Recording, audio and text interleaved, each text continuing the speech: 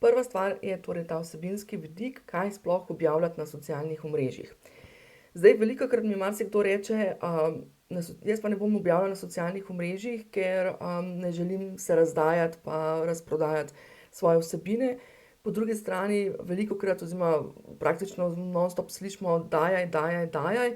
Potem imamo na tretji strani ljudi, ki rečejo, ne dajaj vrednosti, ne razdajaj svojih najboljših stvari in tako naprej. Skratka, tukaj je veliko, bom rekla, različnih praks in pogledov.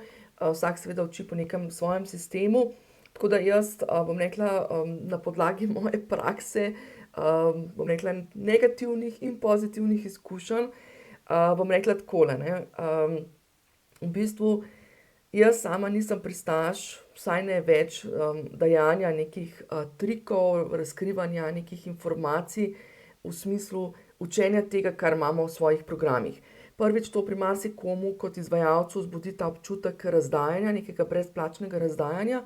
Po drugi strani pa, ja, to so vsebine, ki jih ljudje najraje konzumirajo, to se pravi naše potencialne stranke jih najraje vidijo, zato ker je logično, ker so to stvari, ki jih poznajo. To se pravi, recimo jaz zdajle govorim o socialnih omrežjih in kljub temu, da so socialna omrežja komaj en majhen delček celotnega spletnega marketinga in spletne prodaje, je večini to najbolj poznana tema, zato so tudi te, bom rekla, objave največkrat, gledane.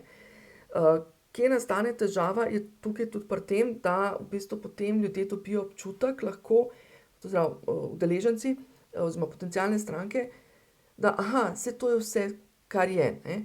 Ne vejo pa tistega, česar ne vejo, ne. Naša izobraževanja pa ponavadi temeljijo ravno na tem, da ljudem prinašamo, bom rekla, eno širino, vpogled v stvari oziroma da jim prinašamo stvari, ki jih do sedaj niso vedeli, da jih ne vejo oziroma jih niso počeli. Skratka, neke nove prakse.